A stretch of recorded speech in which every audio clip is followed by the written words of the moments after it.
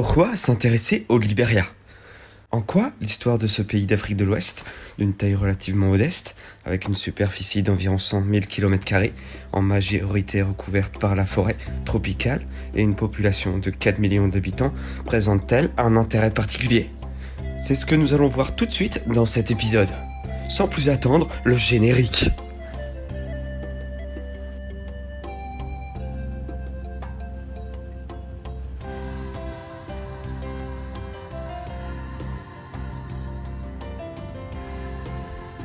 C'est dans le nom lui-même que réside peut-être la première réponse.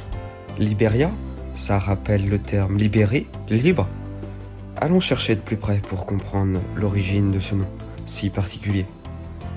Il faut savoir que ce nom renvoie au débat du siècle des Lumières et au combat pour l'abolition de l'esclavage. Or, il semble qu'aujourd'hui, cette racine soit souvent à peine identifiée. On peut avoir confusément perçu le Libéria et nommé en référence à la liberté, comme ce dont d'ailleurs en Afrique, les villes de Freetown en Sierra Leone et de Libreville au Gabon, sans en appréhender pleinement le sens ou la signification historique.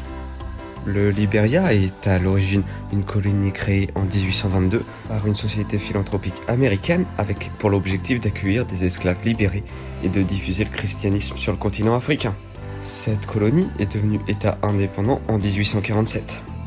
Les colons, d'abord confrontés à de grandes difficultés, instaurèrent un système unique vis-à-vis des autochtones au point d'être accusés d'esclavage par la Société des Nations qui diligenta une enquête internationale en 1930. Il faut savoir que ces colons étaient les anciens esclaves qui avaient été libérés et dont la souveraineté du territoire était totale. Comme dit précédemment, le territoire a pris son indépendance en 1847. Ce sont donc des esclaves qui mettent en esclavage d'autres individus. Analysons la situation de plus près.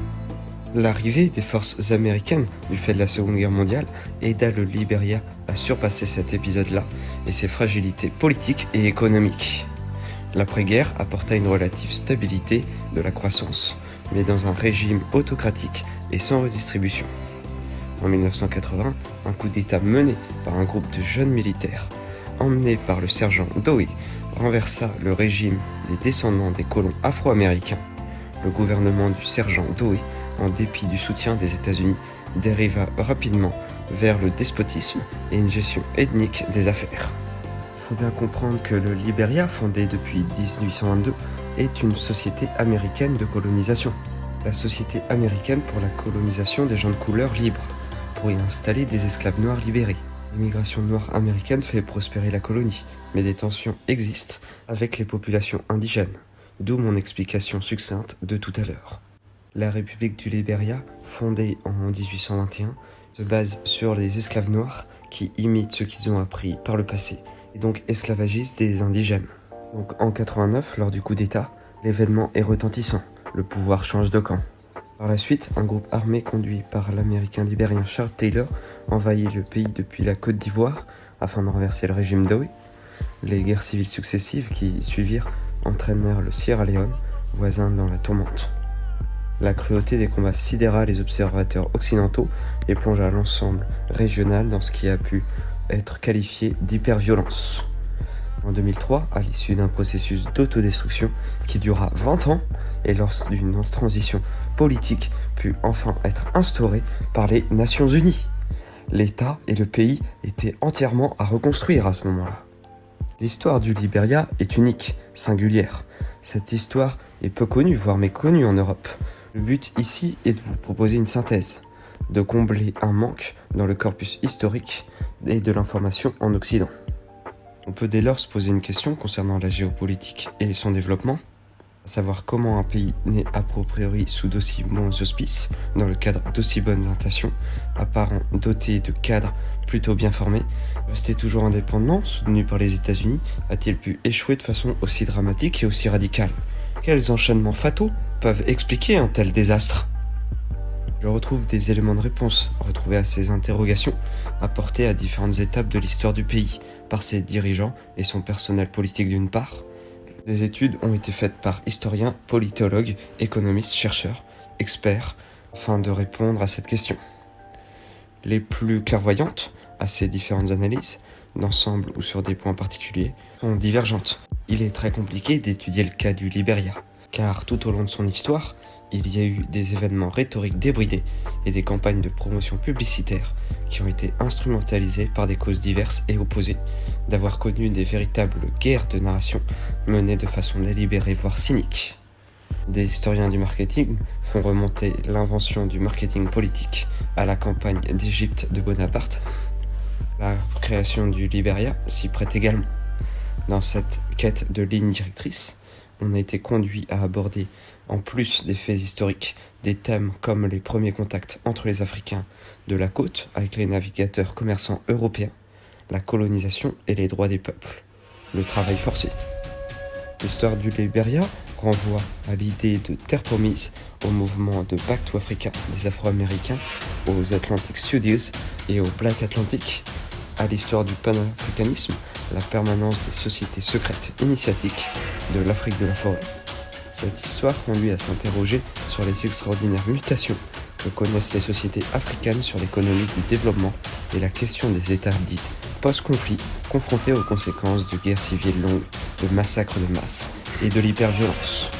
Pourtant, des grandes figures de grands personnages ont existé, des marins comme le Chevalier de Marchais, des explorateurs comme le capitaine Dolan et George L. Seymour, des intellectuels de la cause noire comme Edward W. Bleedham, il y eut des écrivains comme George Wheeler, des héros comme Marcus Garvey, le créateur de la Black Star Line. On retrouve aussi des génies du mal qui ont été célèbres par leurs crimes de guerre, comme Charles Taylor, Prince Johnson. Finissons sur une bonne note, deux lauréats du prix Nobel de la paix, Leigh McGowan et Ellen Johnson Sirleaf. Tout ceci nous mène en 2005, où les élections ont marqué pour le Liberia l'entrée dans une nouvelle ère de son histoire. La présidence de Madame Sirleaf a engagé le long processus de reconstruction sur les plans physiques, économiques, financiers et institutionnels. Malheureusement, son second mandat fut affecté par la crise Ebola qui fit 4600 morts et impacta lourdement la société de l'économie du pays. Il sera remplacé en 2017 où on verra la victoire de George Weah. Le Liberia va tenter de faire un retour économique en libéralisant le pays, faisant de lui un paradis fiscal dont l'une des particularités est de ne jamais faire apparaître le nom des personnes physiques sur ses registres du commerce. Le Liberia fait partie des pavillons de complaisance. C'est au Liberia que se trouve aussi le plus vaste plantation d'EVA au monde, propriété de Firmenich Store, le géant américain du pneu, devenu depuis 1988 une filiale du groupe japonais Bridgestone. Le Liberia a aussi des ressources de minerais de fer sur le mont Nimba, à la frontière de la Côte d'Ivoire, qu'elle peut exporter. Et aussi on peut parler chiffres, certaines guerres ont impacté la démographie du Liberia, comme celle entre 90 et 95, causant 200 000 morts libériens et 800 000 réfugiés. Voyez comment les épisodes d'hyperviolence se fructuent au Liberia. Cet épisode est à présent terminé, j'espère qu'il vous aura satisfait. Cet épisode est à présent terminé, j'espère qu'il vous aura intéressé sur ce territoire d'Afrique de l'Ouest vaguement connu. Un territoire en forte crise, avec l'ambition de devenir un territoire libre pour les Africains étant en Amérique. Si le projet sur papier était satisfaisant, il l'a été moins sur le terrain. Il est en effet difficile pour des esclaves africains de ne pas reproduire ce qu'ils ont connu toute leur vie. Et c'est ce qui s'est passé avec les autochtones, d'où des guerres, génocides, insurrections et hyperviolences. Il n'est pas toujours évident lorsqu'il y a une recherche de liberté. Et l'histoire vous le montre, que la lutte pour la liberté est souvent sauvage. Pensez à déposer un petit like, un commentaire, pensez à partager. De mon côté, je vous dis à très bientôt pour une nouvelle vidéo.